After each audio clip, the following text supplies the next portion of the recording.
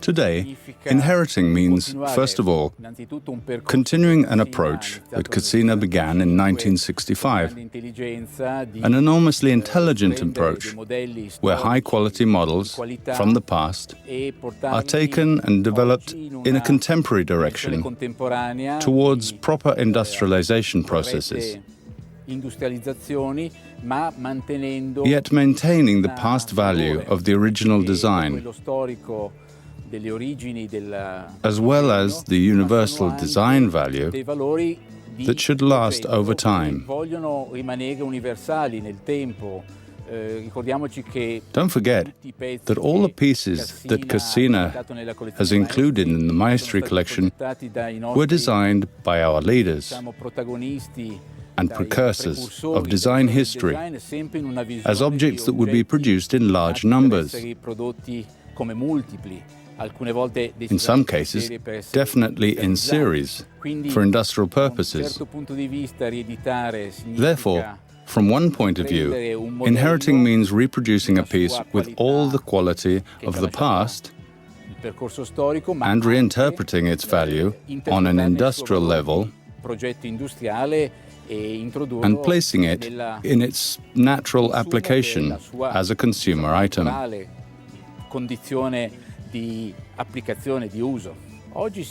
Today we can improve inheritance. Well, first of all, we need to do what is also my role as a design historian. That is, we need to study past design development carefully, and so, in this sense, inheriting well today means always respecting the particular qualities of the design as it was conceived. Then we need to consider an object as part of a program that, even if it mustn't be industrial in the more brutal sense of the term, is still sophisticated and still pays careful attention to detail, but also has to be a reproducible product, and so can no longer be, as sometimes happened in the past, one of a limited series that had a proto-industrial or semi-handmade background. So, in this sense, we need to carefully consider the original intentions of the creator as to how the product would be developed, and then understand, perhaps, how the creator himself developed the design over the years and how it was produced.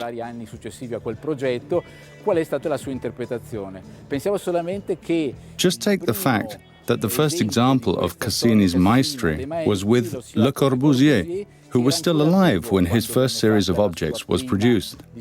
In that case, it was Le Corbusier himself who, after almost 50 years, re-inherited his pieces. In that case, there was an example of how a designer himself, with all legitimacy, worked within the concept of a new industrialization of his product. We tried to take inspiration from that situation as much as possible, and that is to approach this theme with as much sensitivity as possible. In the case of the Veliero bookcase, for example, we are lucky enough to have Marco Albini, the son of Franco Albini, who grew up with this unique object in his home.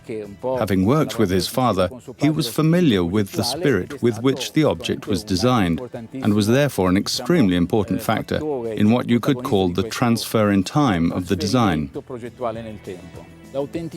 The concept of authenticity in design can raise various issues.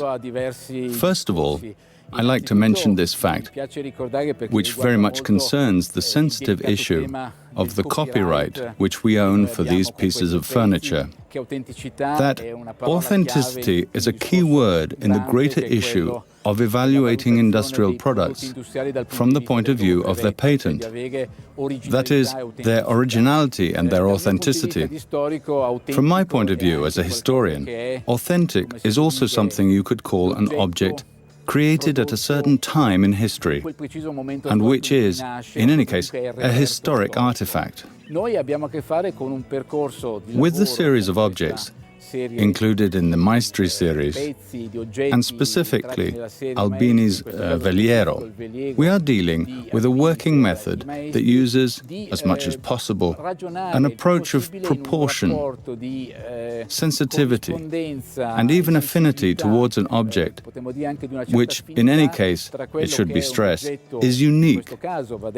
Only one original piece remains, which was designed for Albini's home in 1940, which, however, became a benchmark not only for Albini himself, but also for much of Italian design history as a research method.